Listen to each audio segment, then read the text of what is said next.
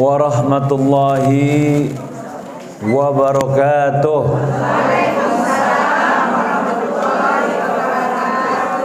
Innal hamdalillah nahmaduhu wa nasta'inuhu wa nastaghfiruh wa na'udzu billahi min shururi anfusina wa min sayyiati a'malina.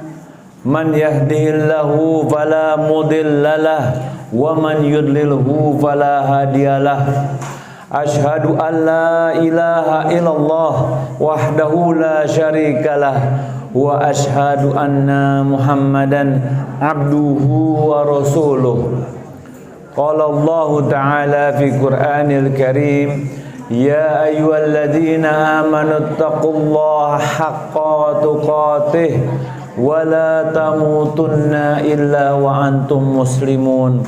Allahumma salli ala Muhammad wa ala alihi wa sahbihi wa man tabi'ahum bi ihsanin ila yaumiddin, amma ba'd. Alhamdulillah, segala puji syukur kita panjatkan nikmat yang Allah berikan kepada kita. Salah satunya nikmat, sudah di bulan apa kita, Bu?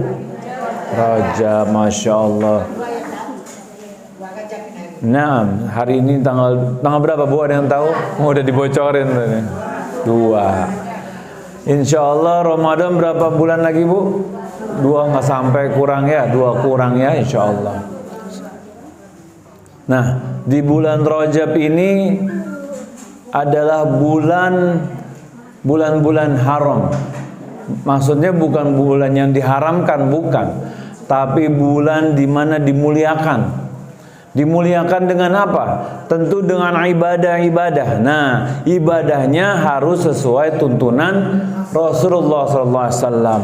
Kalau ada ustadz, ada kiai, ada habib bilang suruh begini, suruh begitu, sedangkan menyelisih tuntunan Rasulullah SAW, mana yang kita kerjain?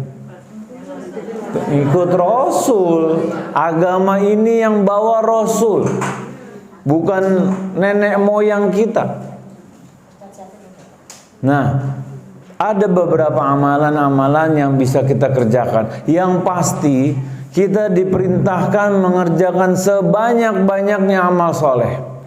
Karena kalau dikerjakan pada bulan-bulan haram, amal ibadahnya dilipat gandakan.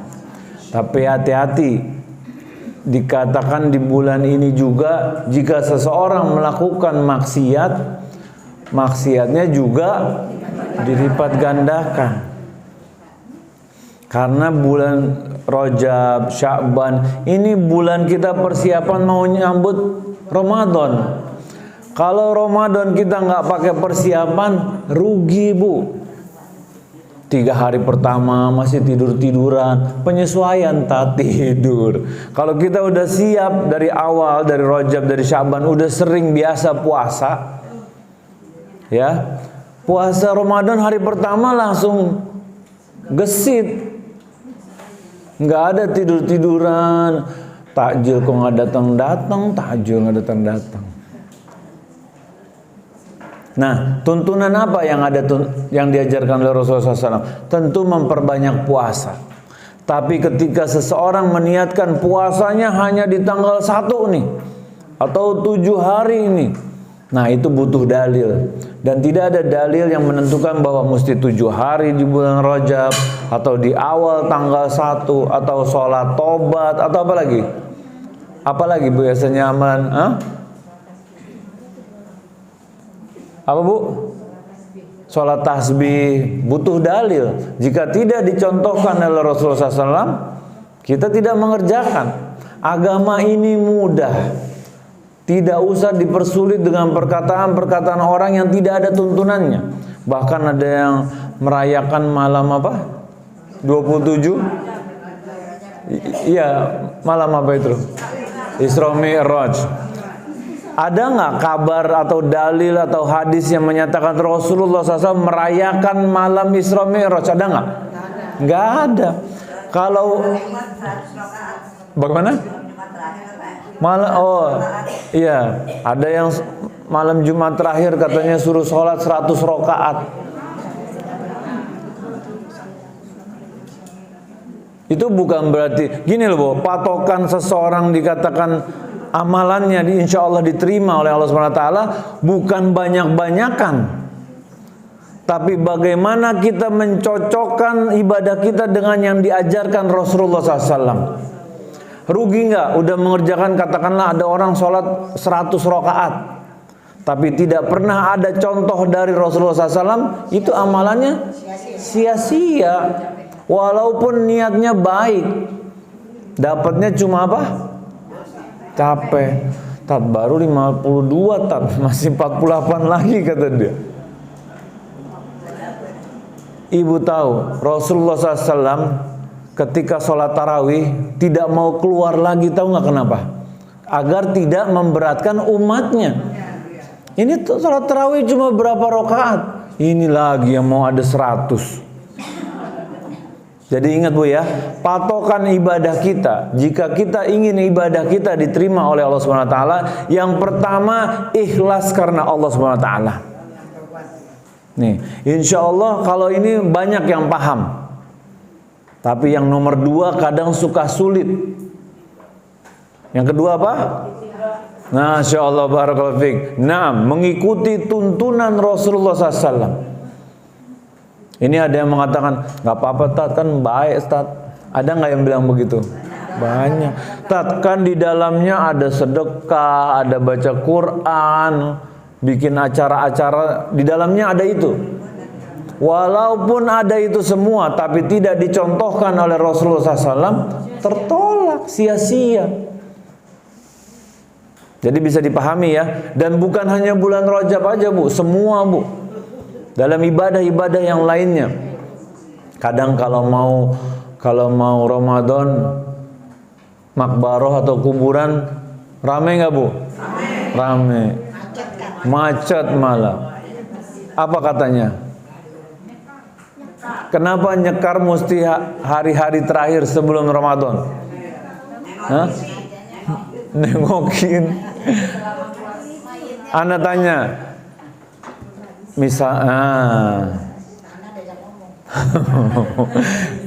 Jadi kalau gini loh Bu, itu ibadah nggak kalau kita ziarah kubur tuh? Ibadah kan? Kalau ibadah kita kan mengharapkan pahala kan, membuat kita takut sama Allah kan, kita doakan yang di dalam kubur kan. Kalau ibadah butuh tuntunan. Ketika kita menetapkan mesti tanggal katakan berapa? 29 Sya'ban misalnya, mesti. Atau tanggal 2 Syawal juga banyak ya, 2 Syawal kan. Ketika kita mengatakan mesti, nah mesti ini hati-hati. Kalau tidak ada contoh dari Rasulullah SAW, kita mesti tanggal segitu, mesti, itu salah. Habis tradisi, budaya. Budaya dan ibadah bukan budaya. Kalau ibadah budaya ya cuma orang Arab aja yang ibadah. Ini buktinya enggak, kita semua ibadah nih, satu dunia. Sampai jin-jin ibadah. Ketika ibadah, kita yang disuruh ibadah ngikuti tuntunannya. Karena banyak hadis-hadis yang dhaif itu berkaitan dengan amalan-amalan bulan Rajab, bahkan enggak ada hadisnya. Jadi kita hati-hati. Jangan sampai kita sibuk beramal, pas dicocokkan tidak ada tuntunan dari Rasulullah SAW, rugi kita. Ya, nah pentingnya nih kita hadir di sini, karena makin kesini makin kesana Bu orang-orang, ya kan? Ini direkam sih. Dulu yang pakai jilbab nggak ada tuh yang ngerayain perayaan Desember ya kan? Sekarang nyanyi-nyanyi di panggung, sholawatan di gereja. Ada nggak orang yang begitu Bu? Ada. Ini bahaya nih. Ingetin anak-anak kita, nggak usah pakai bando, topi merah putih yang begitu-begitu, tahu kan? Nggak usah. Kita orang Islam punya harga diri. Rasulullah SAW mengatakan, man tasyabbah biqaumin fahuwa minhum. Siapa yang menyerupai satu kaum, maka dia bagian dari kaum itu.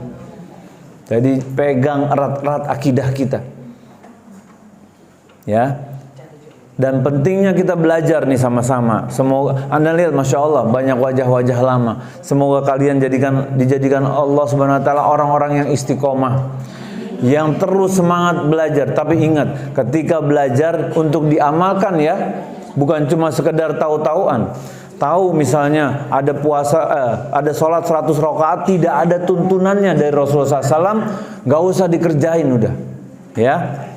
Dan kalau ada yang mengerjakannya, dinasehatin. Nasehatinnya pakai senyum, ya.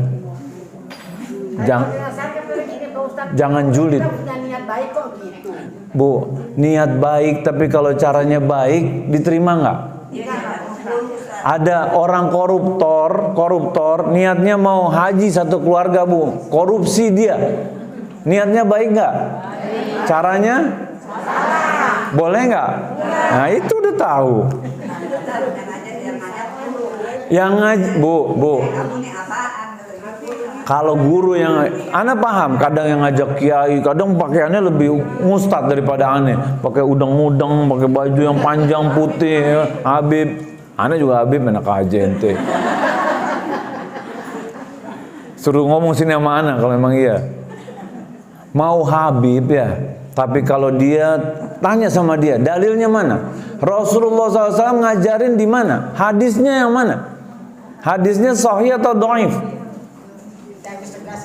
Harus tegas. Ibu mau digandeng orang masuk ke sumur, mau? Ke sumur aja nggak mau, apalagi diajak ke neraka. Iya kan? Jaga diri kita masing-masing, Bu. Jangan sampai kita ke bawah. Agama ini dituntun sama Rasulullah SAW. Ketika kiai, ada yang ngaku keturunannya, ada yang ngaku ustadz, ada ini. Ketika mengajak menyelisihi Rasulullah SAW, jangan cari gara-gara. Rugi. Karena zaman dulu ada orang mengatakan, Ana sudah mengarang ribuan hadis. Dulu, Bu. Hadis palsu dia karang. Ana lupa namanya. Itu dulu. Gimana sekarang?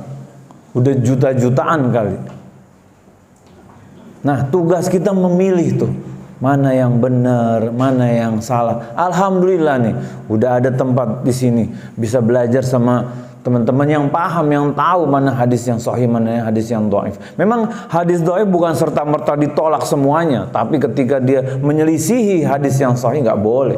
Dan banyak syaratnya. Dan bagi kita kalau masih awam, ahsan pakai hadis yang sahih aja. Ya, karena butuh ilmu lebih dalam, mustalah hadis nama ilmunya. Memahami bagaimana sikap kita terhadap hadis yang begini, yang begitu. Gak usah Bu, mumet Bu. Ibu yang gampang-gampang aja dulu. Ntar kalau udah ilmunya udah naik terus, bismillah baru belajar yang bab itu. Nah, ketika kita belajar ini salah satu jalan kita untuk masuk ke surganya Allah Subhanahu Wa Taala. Rasulullah SAW mengatakan, man salaka tariqan yaltamisu fi ilman sahalallahu lahu bihi tariqan ilal jannah. Siapa orang yang berada di jalan menuntut ilmu, jalannya menuntut ilmu, ibu duduk di sini nyatet, Masya Allah, ngedengerin, HP-nya ditaruh, ya Bu, HP ditaruh Bu? Yang nggak taruh kita apain? Setrap ya depannya? Nah, enggak ya, enggak. HP-nya ditaruh atau nyatetnya di HP. Alhamdulillah, ketika dia semangat istiqomah, insya Allah Allah mudahkan jalan dia masuk surga, Bu. Itu kan kita, buat apa kita hidup di dunia kalau kita nggak masuk surga? Nauzubillah. Minta terus sama Allah Subhanahu Wa Taala. Dunia ini tempat ujian, cobaan, ya kan? Dunia ini penuh dengan ujian. Kalau penuh cucian laundry, Bu. Iya kan? Nah, di sini kita bisa memahami nih betapa pentingnya menuntut ilmu syar'i. Karena di luaran masih ada yang nggak paham tuh tentang, contohnya amalan bulan Rajab kan? Masih ada. Dan ketika ibu di sini paham, udah lebih mudah nggak hidupnya, Bu? Lebih mudah karena kita ikut satu peraturan yang ditetapkan oleh Rasulullah Shallallahu Alaihi Wasallam. Dan jalan kita agar mudah masuk surga menuntut ilmu nih. Kita jadi tahu mana yang halal ya, mana yang haram, mana yang ada tuntunannya, mana yang nggak ada tuntunannya, mana yang diterima, mana yang nggak diterima. Dan wanita juga terkena beban syariat untuk belajar sebagaimana para laki-laki. Dalam hadis riwayat Abu Dawud dikatakan innaman nisa saqaiqur rijal. Wanita itu sebenarnya dia semisal sama laki-laki. Dalam apa? Dalam hak-haknya, dalam kewajibannya. Memang ada beberapa yang beda. Tapi kalau dalam hal-hal yang sifatnya umum, wanita sama. Laki-laki disuruh pergi haji dan umrah, wanita suruh juga. Laki-laki disuruh sholat, wanita sholat. Suruh puasa, wanita puasa. Menuntut ilmu, wanita menuntut ilmu. Karena kadang ada ibu-ibu di sini nggak ada, di luaran tuh Bu.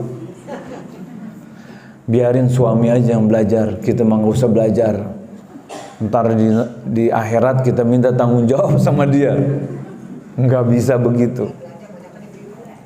Malah Masya Allah, banyakkan yang belajar malah ibu-ibu. Alhamdulillah, bukan karena ibu-ibu banyak waktu luang, bukan. Karena ibu-ibu ketika merasakan nikmatnya belajar ya. Gimana Bu pertama kali? Oh begini belajar tuh. Ada penjelasan, ada dalilnya ya kan? Dan kena di hati, Alhamdulillah. Jadi tambah semangat tuh belajar Bu ya. Masya Allah. Sakit-sakit dibelain. Semoga Allah cabut sakitnya ya. Kalau belum Allah kasih kesabaran. Alhamdulillah, sehat itu nikmat yang luar biasa. Nah, ketika diberikan beban taklif, beban syariat, dan bagaimana seseorang bisa puasa, bisa sholat, jika tidak belajar. Ada yang lahir langsung bisa wudhu, anak kasih HP nih. Ada nggak yang lahir langsung bisa wudhu? Hah? Nggak ada.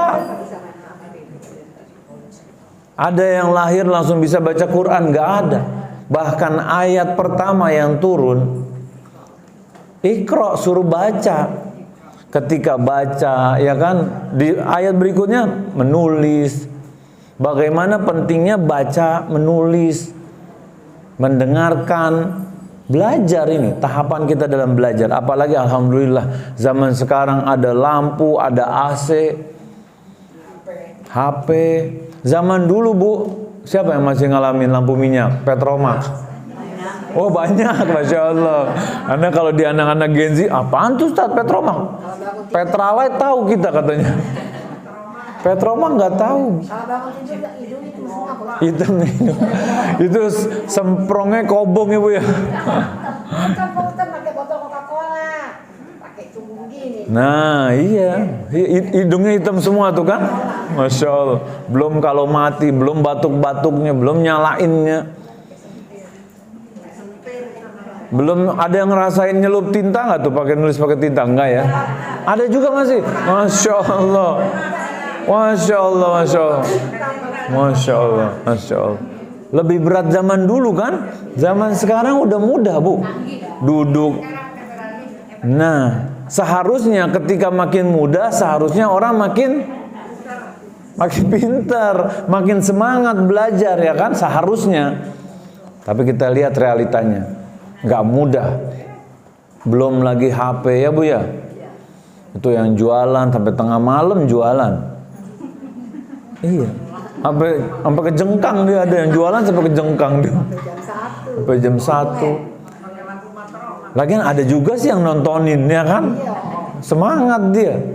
Bahkan mereka mengatakan begini Bu. Tat, kalau kita jualan malam Tat, banyak yang lihat Tat katanya. Tandanya apa? Yang nongkrongin ngeliatin juga banyak emang. Ada ibu-ibu yang kalau malam bukannya baca doa, mau tidur ya Bu ya, baca surat As-Sajdah, surat apa lagi? Al-Muluk. Terus ayat terakhir surat apa? Nah, ini enggak. Buruan check out nih. Mumpung lagi free ongkir, mumpung free ongkir kata dia. Tengah malam nih ya. Mumpung 12-12 nih katanya Ustaz. 12-12. Gak usah angkat tangan, kelihatan nih muka-mukanya yang begitu. Waktunya habis, pagi mata nanar dia dilihat sama suaminya, ngapain? Lagi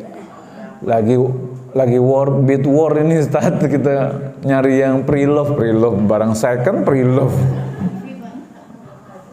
Insya Allah di sini enggak, di sini kalau tengah malam mah tahajud ya Bu ya, baca Quran, murojaah hafalan, ngapalin hadis. HP-nya mah udah disingkirin. Nah, ketika dengan belajar kita tak jadi tahu tuh mana yang penting, mana yang nggak penting. Bahkan syaiton, salah satu tipu daya syaiton, membuat kita mengerjakan yang penting dibandingkan yang lebih penting. Paham nggak? Nih, contohnya nih, ada ibu-ibu. Dia cerita, Tat, anak udah 2 tahun Ustaz. Tiap habis subuh anak baca Quran sampai siang katanya.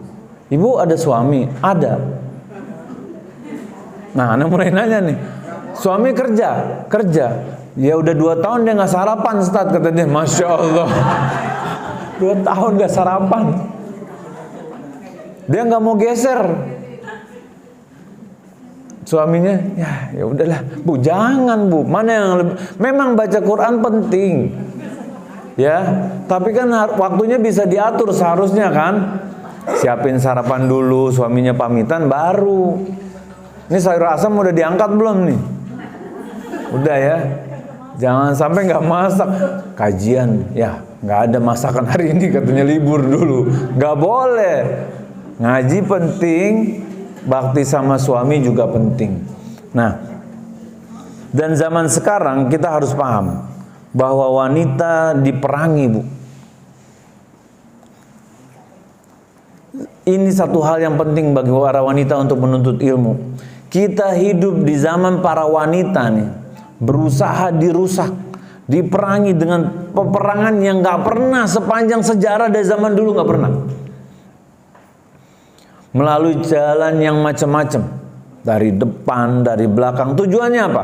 Menghancurkan kehormatan wanita, menghilangkan kemuliaannya, merusak akhlaknya.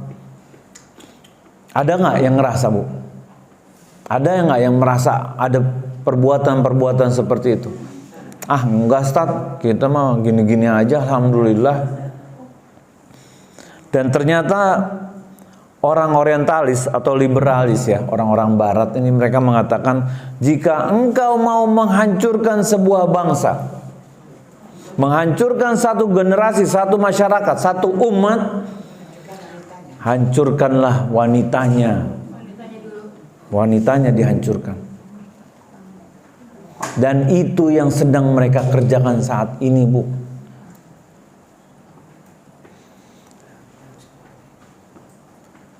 Zaman dulu beda sama zaman sekarang. Zaman dulu, nih kita ingat-ingat masa lalu, Bu ya. Wanita itu hanya bisa terpengaruh oleh pergaulan dan lingkungannya.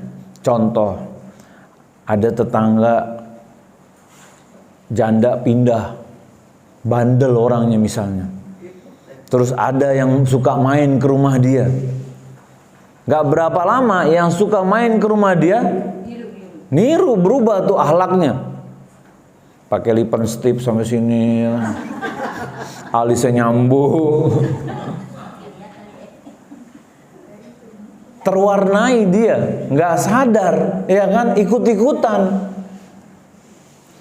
Dan itu bisa ketahuan. Kau habis dari mana sih? Iya, anak 3 hari main di rumahnya si ini. Ah, ketahuan. Sekarang kerusakan pada muslimah bisa terjadi walaupun dia nggak keluar dari rumahnya. Nah, kerusakan bisa terjadi di dalam genggaman tangannya tuh. Dicuci otaknya bener-bener. Saat dia duduk liatin TikTok ya, Bu ya. Ini baju cakep juga nih. Itu kan baju loreng tentara. Atau ya, masa uang belanja, berapa uang belanja sini? 3 juta, 5 juta. Alhamdulillah. Ya udah 2 juta dah. Masa uang belanja 2 juta? Nih artis nih di TikTok nih uang belanja 30 juta. Kalau kita bisa bilang biarin, alhamdulillah. Tapi kalau kita jadi pengen bagaimana? Nah, akhirnya pernikahan jadi pernikahan standar TikTok. Bu, anak kasih tahu nih, pegang erat-erat nih. Apa yang ditunjukkan di sosial media, yang viral-viral, yang konten-konten receh begitu, itu cuma cari follower, cuma cari likes, cari duit. Kalau konten-konten viral banyak yang lihat, kajian bisa dihitung pakai jari. Ibu jangan percaya beneran dikasih 30 juta tuh uang belanjanya. Itu biar viral aja, biar heboh. Kan jadi banyak yang mikir, iya ya, ini 2 juta udah 20 tahun nggak nambah-nambah nih. Inflasi padahal. Akhirnya apa? Protes. Kayaknya anak salah nih milih suami. Bahaya tuh Bu kalau udah begitu. Akhirnya jadi sering ngebandingin suami. Ini rumah jelek banget sih. Tuh di artis tuh rumahnya ke dapur naik selis dia. Saking jauhnya dapur, saking gedenya rumahnya. Nah, hati-hati. Dan zaman sekarang sosial media yang paling mempengaruhi kita semua. Masuk tuh tren, pola pikir, gaya hidup, niru semua. Contoh deh, kalau lebaran kemarin apa trennya Bu? Shimmer-shimmer bukan sih? Ya tahu lah ibu-ibu. Semua tuh akhirnya satu kampung shimmer-shimmer semua udah. Ntar tahun depan apalagi lah, ganti lagi yang lain. Ngikutin orang-orang. Hati-hati. Dan Anda tanya sama ibu-ibu, siapa yang menguasai sosial media? Siapa yang buat? Yahudi. Di China, orang China komunis, ada orang kafir pokoknya. Bahkan anak-anak SD, nggak laki, nggak perempuan. Nonton konser Korea, jadi korban. Laki-laki nonton drama Korea, laki-laki pipinya merah, iya kan? Lama-lama jadi tulang lunak ntar anak ibu, paham kan Bu? Nauzubillah. Jagain tuh anak-anak kita, yang perempuan juga jagain. Tapi kadang-kadang Pak Ustaz supaya adik bisa kerja tenang, ibunya anak kasih HP. Nah, itu salah. Sudah anak pakai HP, bapak pakai HP, ibu pakai HP. Nah, zaman dulu gimana? Emang dikasih mainan? Enggak. Main sama temennya, main bola, main apa ya kan? Anak-anak Bu, ketika banyak waktu luang, akhirnya kebawa dia. Ketika kita ibadah, anak kita juga perintahkan, Mbak. Anak kita tuh kita tanamkan semangat hobi membaca, Bu. Ya, kasih semangat hobi membaca, baca buku. Karena kalau bacanya di HP gimana? Iklannya banyak. Baca Quran, baru sebentar ada notif ikut arisan, balas dulu, suruh transfer lagi, suruh transfer. Akhirnya nggak baca-baca Qurannya. Tumbuhkan semangat membaca buat anak-anak kita. Semangat belajar bela diri buat yang laki-laki. Yang perempuan belajar masak, belajar jahit, banyak Bu. Di rumah semua bisa dikerjakan. Bisa lihat di YouTube, bisa di mana. Kita nih, kalau waktu kita tidak isi dengan kebaikan, minimal isinya dengan apa? Perkara mubah minimal, ya kan? Dan nauzubillah malah diisi dengan maksiat. Jadi kita harus analisa nih 24 jam ana isi dengan apa aja. Habis tadi Masya Allah kan, habis tahsin, terus kajian, alhamdulillah. Habisnya tidur sampai maghrib. Enggak lah. Nguras toren dulu. Persiapan lebaran. Enggak. Masak lah ya kan, ngajarin anak baca Quran. Kan tadi belajar, Bu, tadi kan tahsin. Nanti pulang ilmunya ajarin ke anak-anak. ulama mengatakan ilmu yang bermanfaat itu yang akan kekal, yang akan tetap di hati kita. Tapi kalau kita simpan buat diri kita sendiri, kabur tuh ilmu bahasanya. Jadi kalau kita belajar tadi, belajar apa? Iya kan? Apa yang syaya. Karena kalau kadang sholat tuh yang jadi imam kadang suka bermasalah, nggak bisa bedain makhrajnya, kan rugi. Nah, kita lanjutkan ya. Zaman sekarang banyak wanita-wanita atau anak ABG yang pasang poster-poster, ya kan? Blackpink lah, apalah, Korea lah, inilah dikoleksi lah, ditaruh di buku sama dia. Ana pernah lihat di toko oren yang jual fotonya doang ini, jual fotonya artis-artis Korea, yang belinya ribuan, puluhan ribu yang beli. Kertas aja, kertas. Kertas mungkin nanti ditaruh di filing sama dia ya, dibungkus plastik, dilihat-lihat mungkin ya.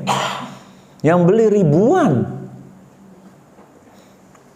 Bahkan zaman sekarang ibu-ibu yang jilbab udah nggak malu nih joget-joget depan tripod gini kan ya.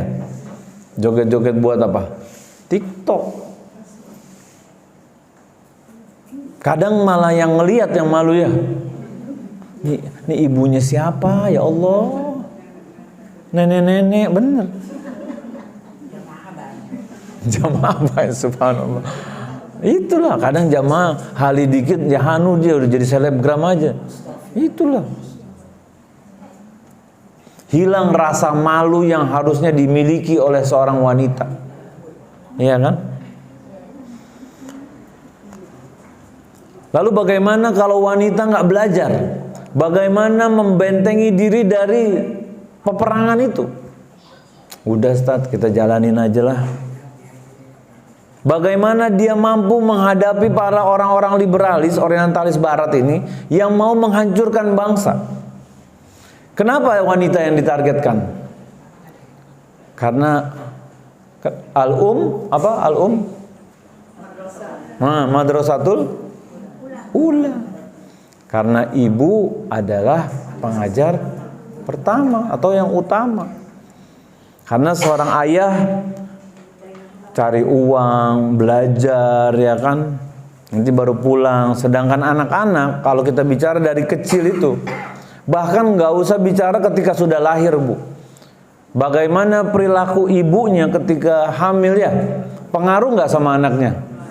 Pengaruh. Ibunya soleha, pas lagi hamil suka baca Quran, baca surat Yusuf ya, kalau pengen anak laki-laki. Ada dalilnya nggak tuh? Nggak ada. Baca surat Maryam biar punya anak soleha. Ada dalilnya nggak? Nggak ada. Udah baca Quran aja terus. Hatam, paham artinya ya, dibaca tafsirnya.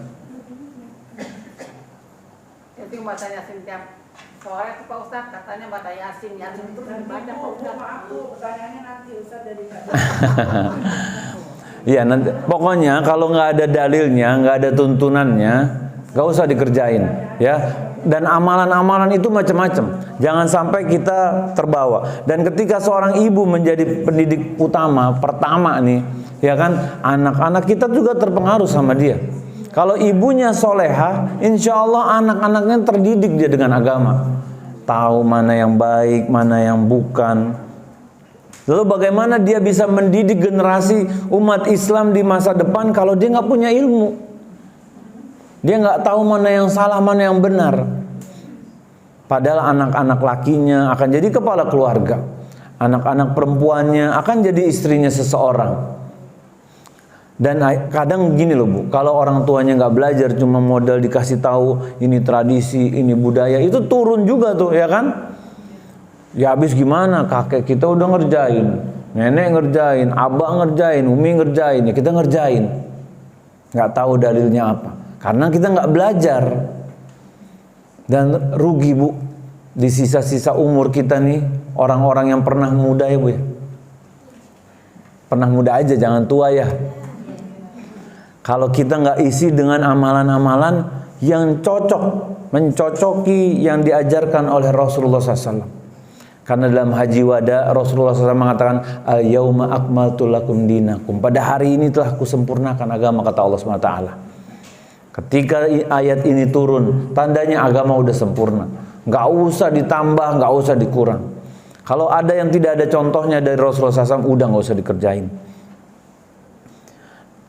Kemudian, jadi kalau ibu-ibu nih hadir di sini, jangan cuma niatnya untuk menghilangkan kebodohan dari diri kita sendiri. Jangan, Bu, rugi. Niatkan aku ingin belajar ini demi maslahat umat Islam. Niatkan begitu. Ketika aku belajar, nanti akan aku sampaikan ke anak-anakku. Tahu nih amalan bulan Rajab yang gak ada tuntunannya, kasih tahu. Tahu nih gak ada tuntunannya ini nih, tahu yang ada tuntunannya begini, kasih tahu. Dan kita harus bersyukur nih. Doain teman-teman DKM di sini yang bikin acara ini, bikin kajian ini, semoga Allah kasih kesehatan selalu. Karena ujiannya juga ada, ya kan? Karena syaitan nggak ridho ketika teman-teman berkumpul, apalagi kalian para ummahat. Syaitan nggak ridho kalian belajar, kalian tambah pinter. Selalu berusaha digagalkan. Dan luruskan niat kita. Luruskan niat kita karena Allah SWT, agar Allah berikan kemudahan. Karena ketika kita tidak belajar, banyak sekali kerugiannya. Seperti Tahsin, ketika dia tidak belajar baca Quran, dia luput dari kebaikan yang banyak. Karena membaca Al-Quran ini baru pintu pertama. Setelah baca harus tahu artinya, ya, tahu maknanya, tahu tafsirnya, ngamalinnya. Jangan sampai pintu pertamanya aja nggak lewat-lewat. Ana dulu di Mahat Utsman bin Affan sebelum ke STDI, 2 tahun di sana. Soib-soib teman-teman DKM masjid. Dia cerita, ana punya murid umur 70. Baru mulai Iqra 1. 70, Iqra 1. Ana bilang alhamdulillah, daripada dia nggak belajar. Nah, 2 bulan kemudian dia cerita, bang, murid ana meninggal, bang. Ya maaf, baru 2 bulan belajar Iqra 1 sampai mana kira-kira? Masih banyak kan yang perlu dipelajari sebenarnya kan. Ana bukan menghukumi dia masuk di neraka, bukan. Tapi sesungguhnya dia luput dari kebaikan yang banyak, ya kan?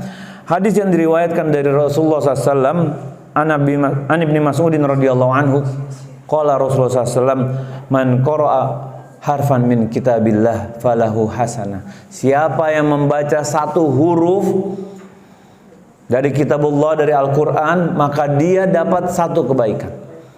Fal hasanah bi'asri amsalihah. Dan 1 kebaikan ini Allah lipat gandakan dengan 10, Bu.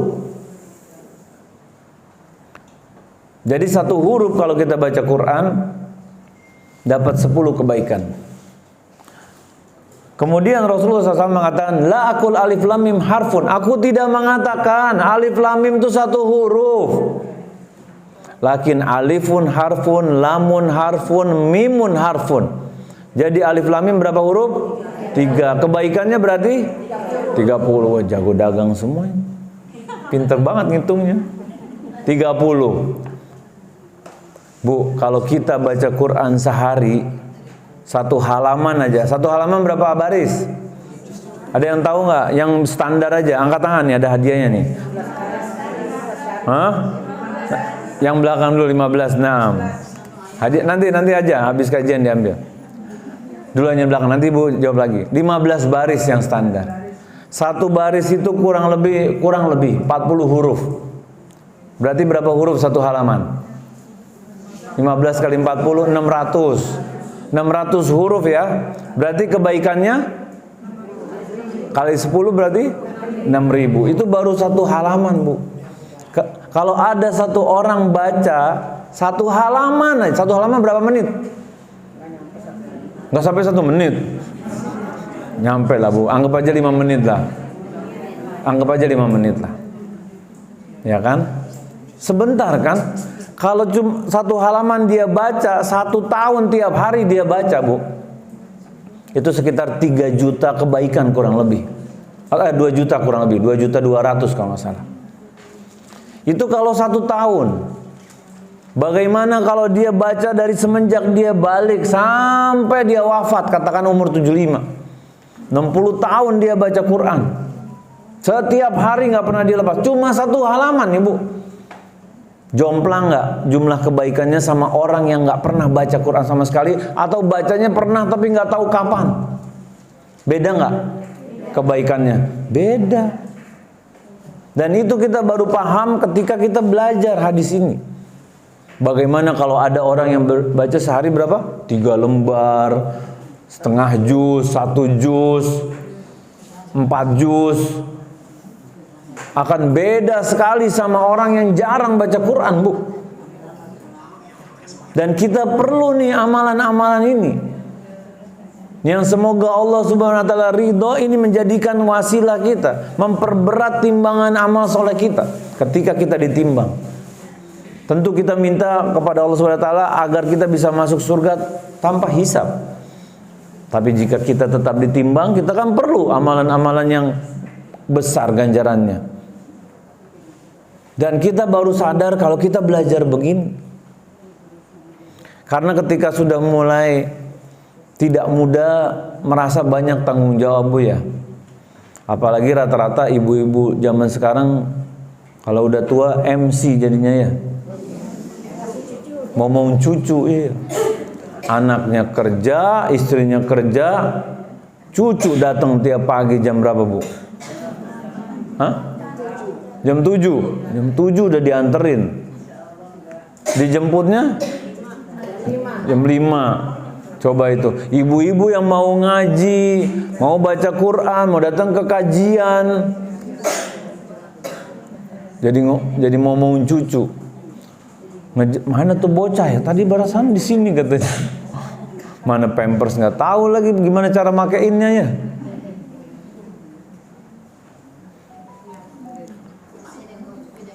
Akhirnya apa? Waktunya habis buat dunia, diperbudak sama dunia. Dan ada beberapa faktor yang menyebabkan seseorang malas belajar. Yang pertama adalah ketika dia merasa, Ustaz, mesti cari duit dulu, Ustaz, kurang nih. Akhirnya dia kerja juga, si ibu ini. Keluar rumah, pergi pagi, pulang sore juga. Waktunya, energinya habis buat kerja urusan dunia. Pulang sampai rumah, capek. Kadang ketiduran sholat isya. Maghrib di jalan. Subuh bareng tukang sayur. Udah. Sholatnya berantakan. Boro-boro membaca Quran. Zikir pagi petang aja kadang gak sempet. Padahal zikir pagi petang ini perlindungan kita. Minta sama Allah SWT biar kita dicukupkan. Itu yang pertama. Yang kedua, perasaan merasa dirinya udah terlambat buat belajar. Merasa udah tua. Harusnya dulu, Ustaz kemana aja waktu anak muda, katanya gitu. Ustaz disalahin, belum lahir. Aneh nggak ketemu tuh pena yang dicelup-celup, aneh nggak ketemu, alhamdulillah. Dulu aneh masih muda, Ustaz kemana nggak ngajarin dulu. Sekarang udah telat, Ustaz. Kita ini masuk kuping kiri, keluar mana, Bu? Enggak, kiri lagi, nggak sempat mampir. Ngerasa udah terlambat, mau datang ke kajian malu, ya. Mau tahsin, masa belajar huruf sya sih, yang bener aja sih, katanya dia. Nggak apa-apa, Bu, nggak usah malu. Malu, Tat, bawa buku Iqra 1, Tat, katanya. Bocah udah Iqra 6, kita Iqra 1. Nggak apa-apa, Bu. Mendingan kita malu di dunia, di hadapan manusia, daripada kita malu di hadapan Allah Subhanahu wa taala dan nggak bisa apa-apa lagi di sana. Apalagi ada tekanan dari lingkungannya. Alhamdulillah nih kalau kompak. Tetangga semua apa bagaimana nih? Beda-beda ya, Masya Allah, Masya Allah. Alhamdulillah. Karena kadang kalau tetangganya orang-orang yang paham agama, kadang jadi berat dia buat berangkat belajar. Ngalu mau belajar mulai sesuatu mulai dari nol. Mulai dari apalagi belajar makhraj ya. Ntar belajar mat tabi'i ya kan, mat arid disukun dan yang lainnya. Alhamdulillah, semoga Allah jadikan ibu-ibu jadi orang-orang yang istiqomah. Amin. Karena kalau seseorang nggak mau menuntut ilmu agama karena sebab-sebab tadi, apa yang terjadi? Kualitas ibadah jadi turun, Bu. Kalau ada seseorang hafal juz 30, tapi tiap hari bacaannya trikul. Tahu Kak trikul, Kak? Kulhu, kul auzu birabbil falaq, kul auzu birabbin nas. Tambahin atoina sekali-sekali. Hilang tuh hafalannya. An-Naba lupa. Ya kan? Al-Falaq berantakan, terbalik-balik. Baca Al-Humazah nggak kelar-kelar. Muter lagi ke atas lagi. Atau pindah lagi kuliah balik lagi ke atas lagi. Itu baru bicara tentang hafalan Quran. Belum lagi kalau misalnya sholat ya. Kalau kita nggak biasakan membaca doa-doa yang bisa kita ganti-ganti, itu doanya akhirnya sholatnya jadi sholat hafalan tuh. Gimana sholat hafalan tuh? Bisa sholat sambil mikirin yang lain bisa tuh, Bu. Sholat duha, mikirin, ini sayur lodeh kayaknya pakai tempe bacem enak nih. Tapi si Empo itu nggak jual tempe bacem, biasanya dia ayam kuning tuh. Enggak, ini cuma nyontohin lagi sholat gitu, mikirnya kemana-mana dia. Sama teh anget kayaknya cocok nih. Lagi sholat tuh mikirin begitu. Pas salam, lupa, hilang semua kan? Pas salam tuh yang kita pikirin lagi sholat muncul lagi nggak? Enggak, itu memang syaitan goda kita tuh. Biar pikiran kita kemana-mana. Pas udah selesai ya udah selesai digodanya. Dan itu salah satu sebabnya karena kita hafalan bibir. Kita bisa baca Al-Fatihah sambil mikirin yang lain kan. Tapi kalau punya hafalan baru, surat pendek, lagi dihafalin, khusyuk tuh mikirin suratnya. Nggak mikirin kemana-mana. Mikirin ayat-ayatnya, tahu artinya. Iya kan? Beda sama kalau yang lainnya. Lebih khusyuk, ada punya doa Subuhun kudusun rabbul malaikatu warruh. Ini subhana rabbiyal a'la lagi, subhana rabbiyal a'la lagi. Kalau kita ganti-ganti, kita jadi tahu maknanya dan kita lebih fokus sama sholat kita. Yang kedua, dampaknya kalau seseorang berhenti menuntut ilmu agama, agama Islam bukan agama yang hanya mengatur perkara ritual, sholat, puasa. Tapi Islam adalah agama yang mengatur semua kehidupan kita sehari-hari. Cara pakai sepatu, cara nguap, ya kan? Bersiwak ada, bakti sama orang tua. Bahkan bagaimana kita berinteraksi sama manusia, sama tetangga, sama tumbuh-tumbuhan, sama hewan. Ketika kita mempelajari agama Islam, makin baik kita jadi orang. Baik sama tetangga.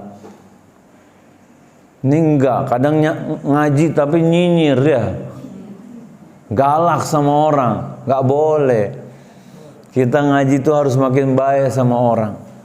Harus memaklumi, sabar. Seperti ini contoh, kita tahu ada amalan yang tidak sesuai tuntunan di bulan Rajab. Bagaimana cara kita ngasih tahu? Itu cerminan dari ilmu kita. Kalau kita galak, ya ilmu kita belum sampai situ. Tapi ketika kita menasihati dengan hikmah, dengan baik, dengan senyum, dengan sabar, dan niatan kita karena kita sayang, bukan mau menghakimi orang lain, ya kan? Contohnya gini, anak kita doyan makan permen, Bu. Sampai gigi-giginya hilang. Kita sebagai orang tua, kalau dia minta permen lagi bagaimana? Gak dikasih, walaupun dia seneng banget kan. Begitu juga kita. Ada orang seneng nih ngerjain ibadah yang gak ada tuntunannya. Kita memberitahu kepada dia agar dia tidak rugi dan mengerjakan amalan-amalan yang sesuai tuntunan Rasulullah SAW. Ini bolak-balik anak katakan, karena zaman sekarang yang tadi anak katakan, makin kesini makin kesana orang-orang. Bahkan ada orang-orang yang diajak wisata religi ke kuburan-kuburan, sewa bis, datangnya tengah malam makan nasi kotak. Ini ibadah, Ustaz. Ada nggak contoh dari Rasulullah SAW? Rasulullah SAW pergi ke makam Nabi Adam, Nabi Ibrahim, ada nggak? Nggak ada. Lebih baik? Bahkan sekarang udah 24 jam, Kak. Orang datang jam 2, datang jam 3, datang jam 5. Ya tanya sama dia yang ngerjain tuh. Ada yang mengatakan, Ana nggak berdoa sama dia kok. Ana cuma menjadikan dia perantara antara aku dan Allah. Dia mengatakan seperti itu. Naam. Karena dia orang soleh. Kata dia begitu. Dengan mengatakan seperti itu, berarti dia telah mengurangi sifat Allah Subhanahu Wa Taala yang maha kuasa. Allah nggak butuh perantara, Bu. Allah Maha Esa, maha kuasa. Dan kalau mayit yang di dalam kubur, kalau memang orang soleh, dia lagi menikmati tuh. Ngapain dia sibuk sama urusan manusia? Kalau dia lagi disiksa, boro-boro. Kita datang ke situ tuh buat doain, ya, bukan minta-minta. Tapi realitanya bagaimana? Banyak kan orang seperti itu. Walaupun yang ngajak pakai baju kayak pengantin wanita tuh, baju lebar putih semua panjang gitu, diseret gitu bajunya. Udang-udangnya tinggi sampai 2 meter gitu, nggak usah. Karena kita mengikuti Rasulullah SAW. Tanya dalilnya, nggak apa-apa. Kalau sama Anda tanya dalilnya, Anda kasih tahu. Karena dalil itu adalah acuan kita, pondasi kita dalam beragama, bukan semau-maunya. Bukan ketika kita mengatakan baik atau boleh terus jadi boleh, enggak. Dan ini akan menyebabkan kesalahpahaman kalau kita gak belajar. Allah Subhanahu Wa Taala katakan dalam Al-Quran, la yukallifullahu nafsan illa wus'aha. Nih, ayat Quran kan, seseorang tidak dibebani di luar kemampuannya. Ada tukang gali sumur, bulan Ramadan gak puasa dia. Dia bilang, kan Allah tidak membebani di luar kuasa manusia. Aneh capek kalau gali sumur, jadi aneh gak puasa, kata dia. Dalilnya benar gak dalilnya? Benar. Pemahamannya? Salah. Jadi kita ini bukan cuma butuh dalil, tapi bagaimana kita memahami wajhu istidlal, cara pendalilannya itu harus sesuai juga. Dan pemahaman yang paling tepat adalah pemahaman para sahabat radhiyallahu anhum. Mereka para sahabat umat Islam terbaik yang belajar langsung sama Rasulullah SAW. Jadi kalau misalnya pemahaman kita tarik ke sana, jangan dari pemahaman zaman sekarang. Karena pemahaman mereka jauh lebih murni. Zaman sekarang udah kecampur-campur, Bu. Ada yang mesti begini, kecampur budaya, kecampur kebiasaan, kecampur hobi. Dan semakin kita mengikuti tuntunan, semakin mudah, semakin jelas bagaimana cara kita beribadah. Tapi kalau kita tidak ikuti tuntunan, bingung kadang-kadang ya. Ada yang nyuruh sholat tasbih 100 rakaat, ada yang nyuruh 50, ada yang nyuruh 200, ada yang nyuruh baca Yasin tiap hari, ada yang nyuruh baca Al-Fatihah tiap hari. Nah, kulhu 100 kali, Masya Allah. Pemahaman dari para sahabat itu yang kita gunakan, bukan dari pemahaman orang zaman sekarang. Ketika pemahaman orang zaman sekarang menyelisihi pemahaman para sahabat, kita tinggalkan pemahaman orang zaman sekarang. Karena Rasulullah SAW mengatakan dalam hadisnya, umat terbaik itu pada zamanku kemudian sesudahnya dan sesudahnya. Jadi zamannya para sahabat, tabi'in dan tabi'ut tabi'in, 3 generasi awal umat Islam. Rasulullah SAW mengatakan ikuti. Bisa dipahami semoga insya Allah ya. Agar apa? Agar pemahaman kita nggak menyimpang. Kalau kita nggak paham, kita farudduhu ilallahi wa rasuluh.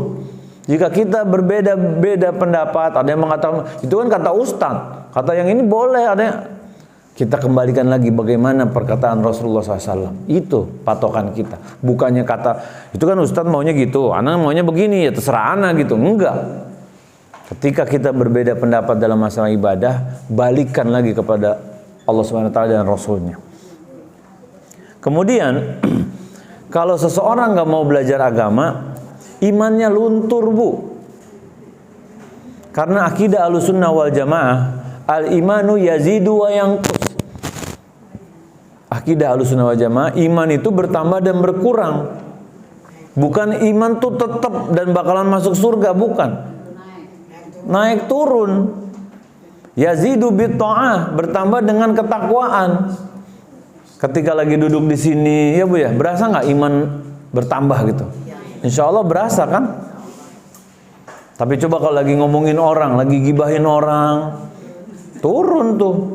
Nonton drama Korea, turun lagi. Dan kalau maksiat terus dikerjakan, nggak ada kegiatan yang menambah agama atau menambah imannya, ya udah turun terus, jomplang, turun. Jadi kalau ada orang murtad, semoga Allah jaga kita semua jangan sampai ada dari kita atau keturunan kita dan yang lainnya menjadi orang yang seperti itu. Itu bukan karena dia tiba-tiba bangun tidur langsung murtad, enggak. Itu ada awalnya tuh, sholat ditinggalin, males baca Quran, nggak nurut sama orang tua, nggak mau nuntut ilmu, dibisikkan sama syaitan tuh, udah ikut agama ini aja biar begini, biar sholatnya ibadahnya cuma sepekan sekali, begini begitu.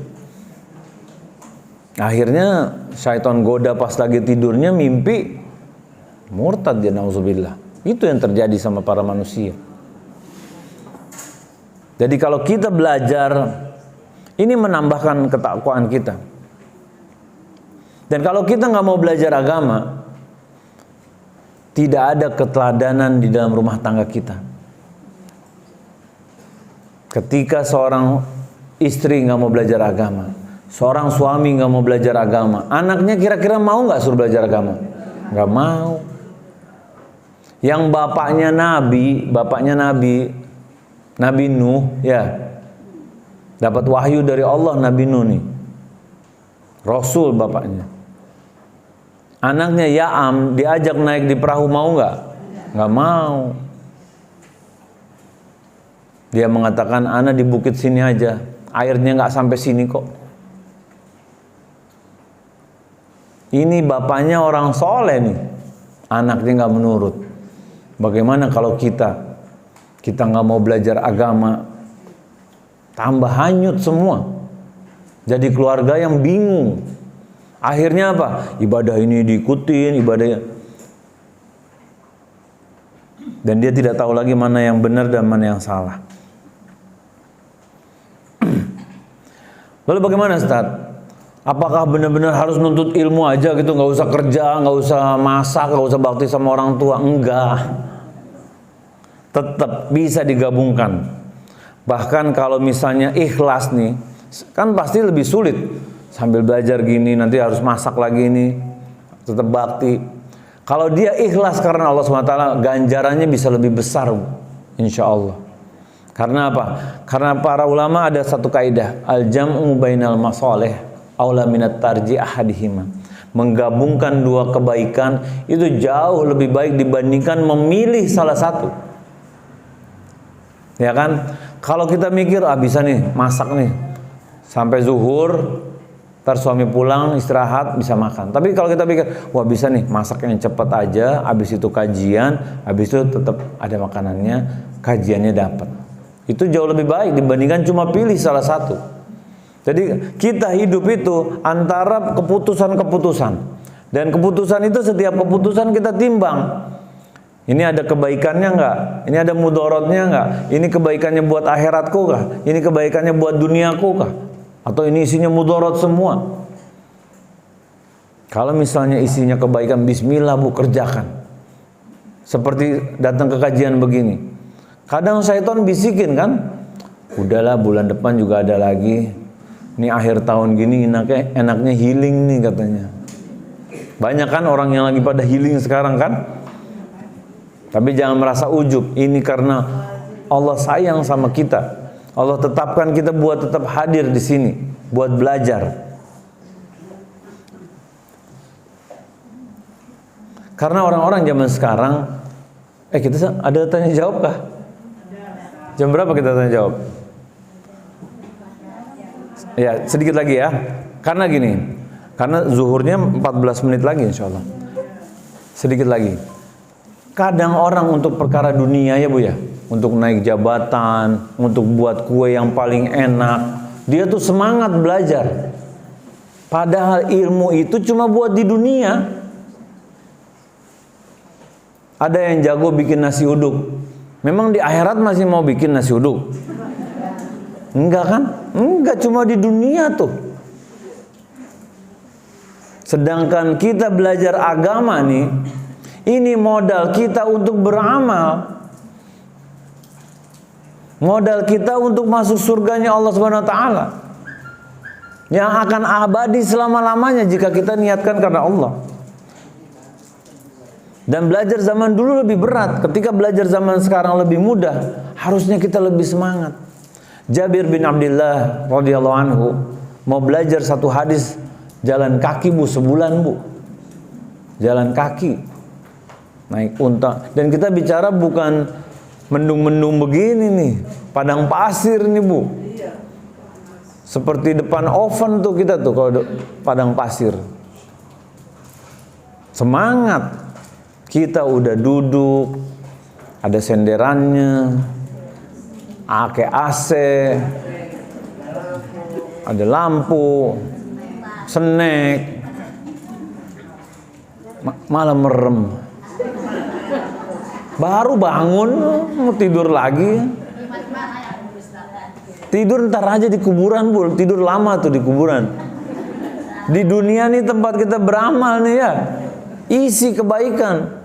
Ana isi kajian di kantor PNS jam 8 pagi atau jam 9 gitu. Ini pada tiduran, sampai bunyi lagi. Ana bilang, Pak, baru naik kereta apa baru sampai sini udah tidur aja lagi. Ana bilang,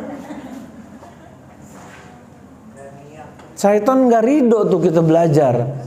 Ketika kita udah hadir, berusaha dicolong dengan merem dikit. Enggak, Ustaz nih khusyuk, Ustaz direkam semua langsung ke otak bawah sadar katanya dia. Dan semoga Allah mudahkan kita untuk terus belajar ya. Ingat, satu paling penting, niat belajar kita menuntut ilmu agama bukan hanya untuk diri kita, tapi bagaimana untuk maslahat umat di masa yang akan datang. Karena syaitan, orang-orang liberal, para pembenci-pembenci Islam nggak seneng kita belajar agama, dibubarin di mana-mana biasanya kalau sama syaitan. Minimal pahalanya dibuat nggak ada. Semoga Allah mudahkan kita untuk terus belajar insya Allah ya. Silakan bagi yang mau bertanya, waktu dan tempat Ana persilakan. Barakallahu fiik. Silakan.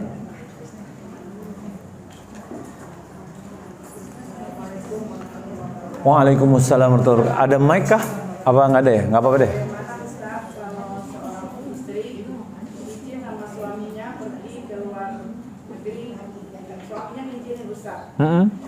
Ya kan harus bukan dengan mahram kan? Itu hukumnya sebagai sebab itu.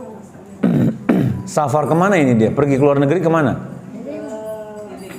Healing. Ya, kan dia tujuannya dia tuh dagang. Mau apa sih justip? Oh, justip. Nah. Rasulullah SAW pernah mengatakan, kama qala Rasulullah SAW, la safar biduni mahram. Gak boleh safar tanpa mahram. Mengapa wanita nggak boleh safar tanpa mahram? Karena wanita itu lemah Bu. Wanita tuh harus dimuliakan. Ketika wanita dimuliakan, wanita itu dimuliakan dengan ditemanin, dijagain, nyebrang. Kadang nyebrang aja nggak bisa, ini mau keluar negeri lagi, ya kan? Nyebrang aja nggak berani tuh di Matraman tuh. Ini mau keluar negeri. Kadang alasannya mau lihat bunga sakura, Ustaz. Bunga sakura lihat di YouTube. Ketika jelas bahwa tidak boleh seorang wanita safar tanpa uzur, ya, tanpa mahram, jadi dia nggak boleh. Apalagi just tip, tujuannya cari uang. Wanita bu, wanita itu tugasnya apa? Apakah cari uang? Mengurus rumah tangga, jaga amanah anak, jaga amanah rumah. Kurang, Ustaz. Itu kemauan kita yang kebanyakan. Pengen kaya, pengen punya sendiri, pengen punya mobil.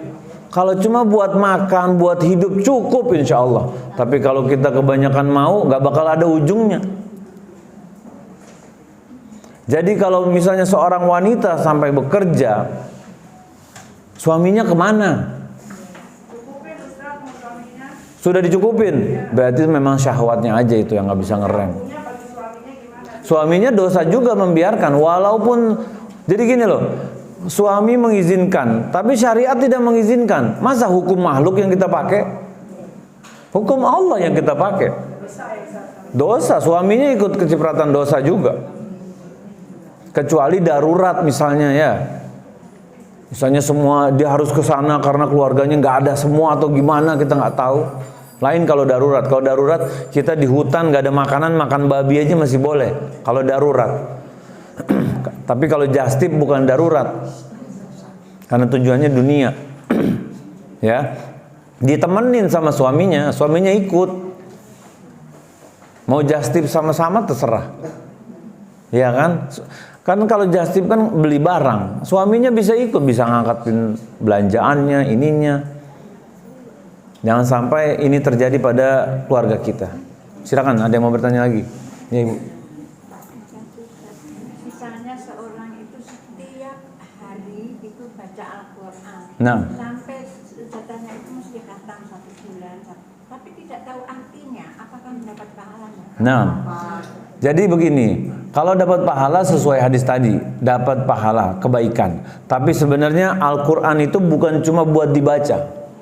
Al-Quran ini berisikan pedoman hidup kita. Bagaimana seorang wanita mesti pakai jilbab, di mana dalilnya? Di Al-Quran. Nggak tahu kalau cuma baca Arabnya aja kan, kalau nggak tahu artinya nggak tahu kita yang bagian mana. Perintah buat umroh, ya kan? Perintah buat haji. Lalu bagaimana kisah-kisah para nabi. Kalau kita nggak tahu artinya, Jadi harus baca tafsirnya begitu. naam. Dan hati-hati baca tafsir juga nggak boleh sembarangan. Tanya sama kakak-kakak di sini. Karena kadang kalau kita salah beli, tafsirnya jadi menyimpang. Karena tafsirnya itu kadang pemahaman yang nafsirin dan pemahaman nafsir itu kadang suka bermasalah. Misalnya tafsir Ibnu Katsir boleh, ya kan? Jangan, nggak usah yang ulama-ulama zaman dulu aja, nggak usah ulama-ulama zaman sekarang. Banyak kok yang udah terjemahannya. Kita mencari dulu umpamanya baca Quran itu dari awal itu sampai akhir itu dengan tertib, dengan artinya itu jarang perasaan. Ada kok, ada Bu, kajian-kajiannya membahas tafsir. Bahkan di zaman sahabat, mereka tidak geser dari 10 ayat sampai ngamalin. Kalau kita kan ngejar target halaman ya. Kalau para sahabat tuh targetnya paham, ngamalin.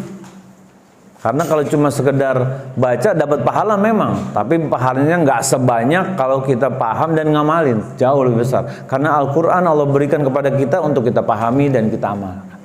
Nah, semoga Allah mudahkan kita jadi orang-orang yang paham akan agama kita melalui Al-Quran dan Sunnah Rasulullah SAW. Silakan Ibu tadi mana? Ayo. Misalnya nih kita baca Al-Quran itu sebagai zikir gitu, seperti misalnya habis maghrib baca Baca jadi gini, memang di dalam Al-Quran itu ada ayat-ayat yang kadang doa, ya kan? Nah, tapi apakah ayat-ayat itu memang diajarkan oleh Rasulullah SAW untuk dijadikan doa? Kita boleh. Kalau ayat-ayat Al-Quran yang doa kita boleh gunakan untuk berdoa. Tapi kalau misalnya memotong-motong ayat Al-Quran dengan tujuan, kadang kan tujuannya misalnya baca surat Al-Waqiah, biar apa? Biasanya orang baca rezeki, itu butuh dalil. Diajarkankah sama Rasulullah SAW baca surat Al-Waqiah untuk rezeki? Tidak. Nah, kalau tidak ya kita nggak usah. Kita baca Al-Quran seperti biasa. Kita baca bukan, dan kadang ditempelin ya Bu ya. Ayat kursi untuk dibaca, bukan buat ditempel-tempel. Jadi tugas kita baca ayat kursi agar kita dilindungi oleh Allah SWT. Tapi boleh panjang nggak? Ya faedahnya apa? Banyak lagi. Kalau ingat, kita harus selalu menjaga hati kita mengingat Allah. Jadi biar nggak ngelihat itu, walaupun kita di motor, kan nggak selalu di depan pajangan. Kadang kita di dapur, masa kita mau tempelin semua ayat kursi biar ingat terus katanya. Jadinya akhirnya, udah, hati kita harus kita hadirkan bagaimana rasa cinta kita ke dalam syariat Islam, kepada Allah SWT, kepada Rasulullah SAW. Semakin kita mengaku umat Rasulullah SAW, semakin kita kerjain. Ya, jadi tugas kita mengerjakan amalan-amalan sesuai tuntunan Rasulullah SAW. Ya, silakan lagi. Ya.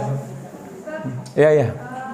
Bagaimana cara kita menyikapi? Tadi kan Ustaz bilang Menyikapi apa ini, Bu? kalau kita dapat ilmu, terus kita mengamalkan. Nah. Nah, saya didebat sama seseorang, saya ngomong kalau misalnya Ha-ha. kalau sering riba konvensional itu riba.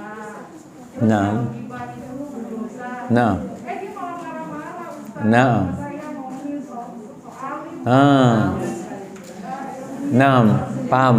Jadi gini loh Bu, ketika kita belajar watawasobil haqi watawasobil sabar, ya kan? Ketika kita belajar dan kita menasehati orang-orang dengan pelajaran ilmu-ilmu yang benar, akan ada ujian-ujian, akan ada cacian-cacian dari orang-orang yang nggak suka sama syariat.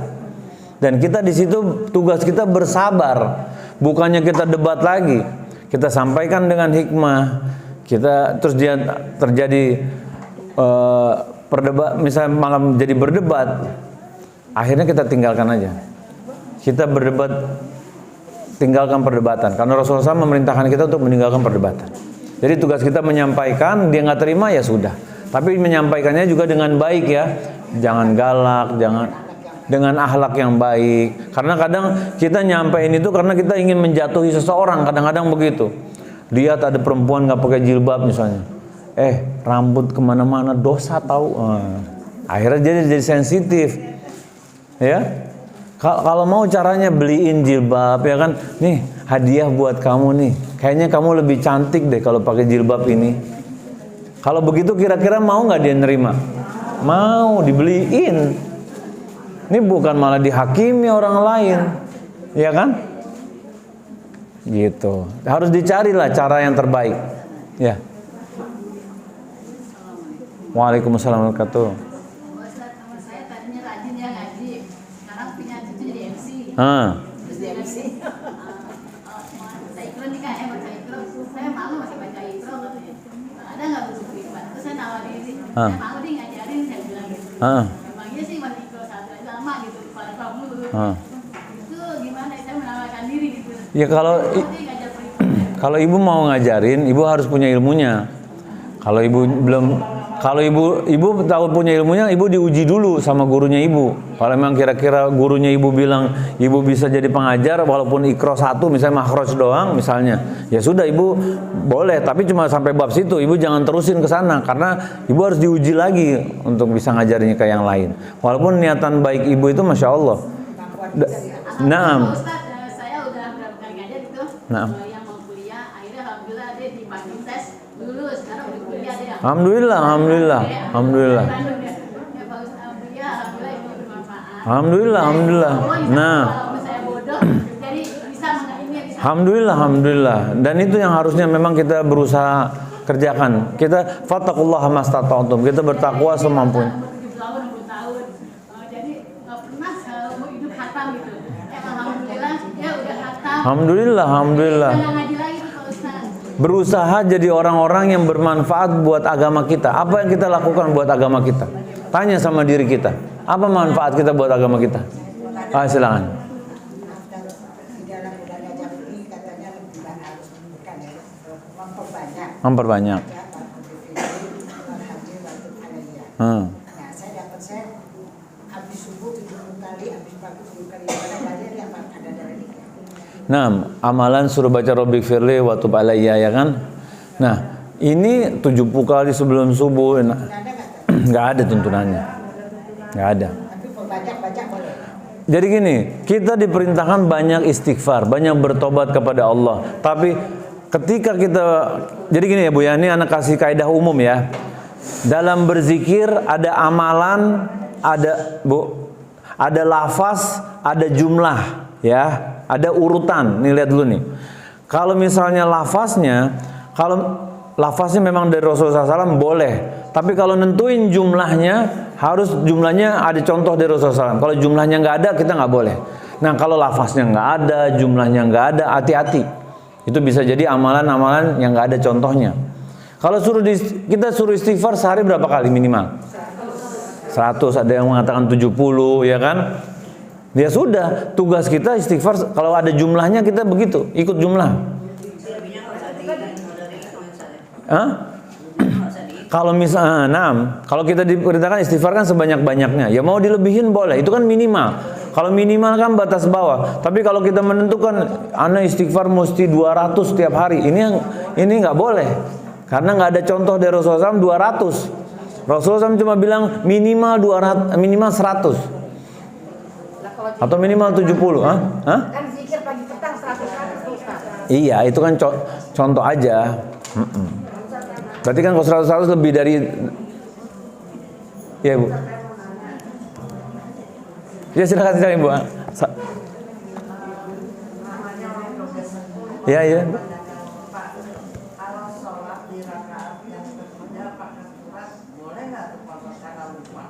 Surat.